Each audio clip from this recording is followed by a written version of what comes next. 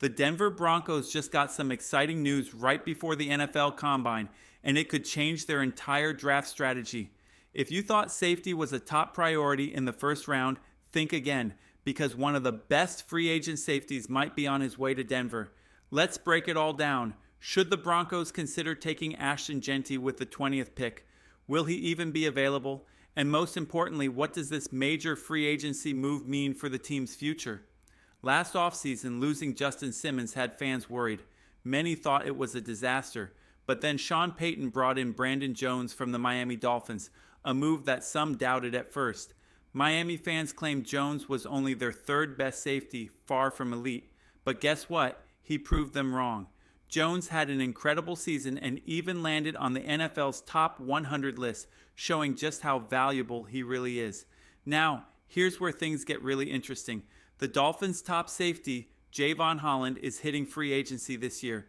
He's a game changer, a dominant force on the field with the talent to transform a defense.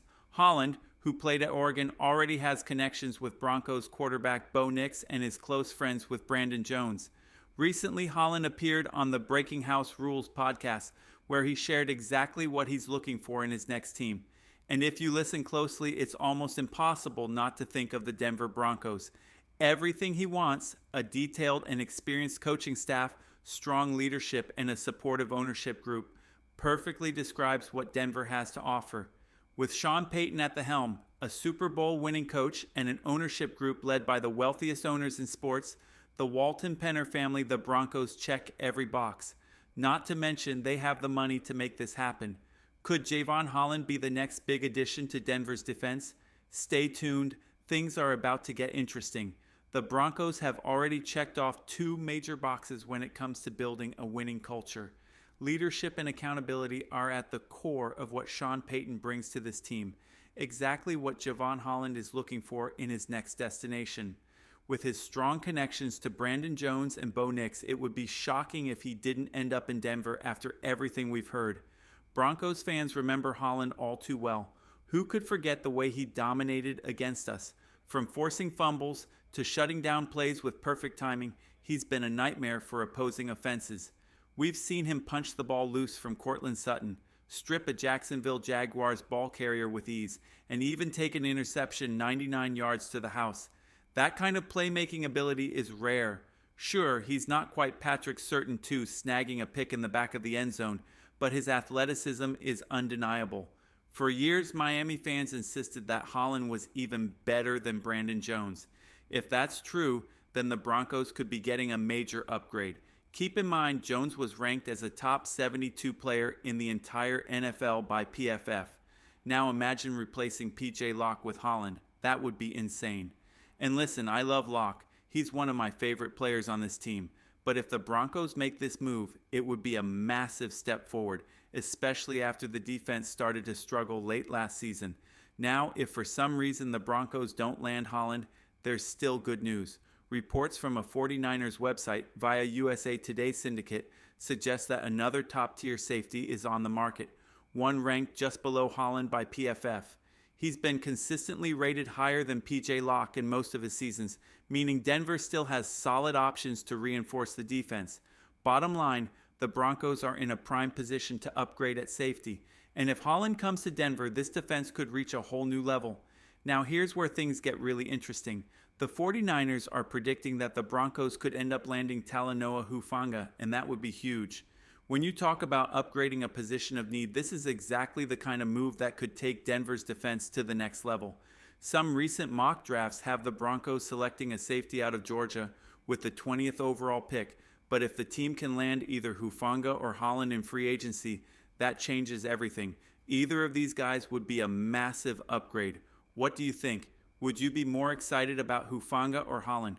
Both bring elite playmaking ability, and honestly, it's a fantastic problem to have. No matter which way the Broncos go, they'll be strengthening their defense in a big way. And speaking of exciting moves, there's another player the Broncos could target, Ashton Jeanty. The buzz around him is getting louder, with reports coming in day after day that multiple teams, including the Bears, Cowboys, and Raiders, are interested. If Denver wants him, they'll have to act fast. The offseason is heating up, and the Broncos are in the middle of it all. Big decisions are coming. Stay tuned. The talk around the NFL Combine is heating up, but one player is keeping everyone guessing. At one point, it seemed like there was a real chance for this player to fall to us at the 20th pick, but now he's not even going to participate in most of the Combine events in Indianapolis.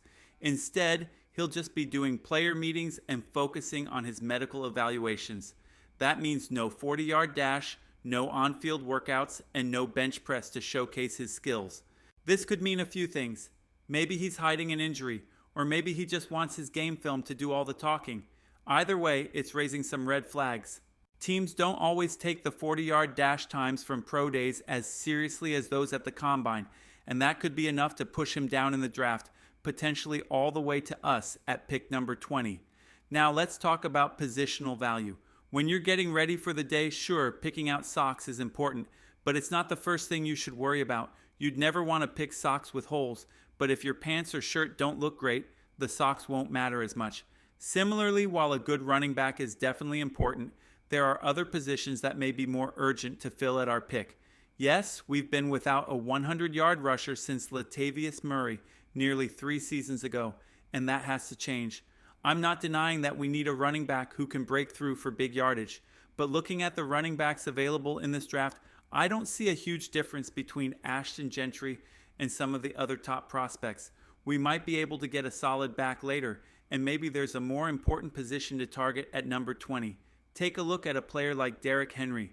The Titans were set to trade him, but ended up keeping him, proving that sometimes big decisions don't always go the way you expect.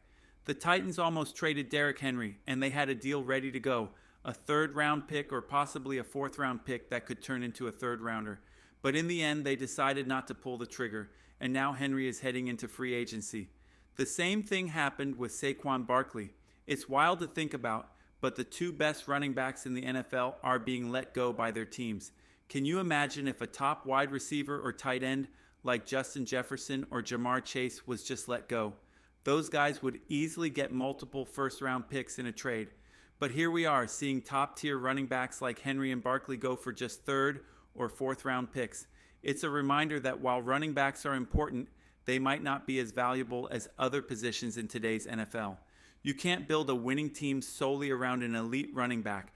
There's bigger fish to fry. It's like we need a hearty steak dinner before worrying about dessert like ice cream or socks.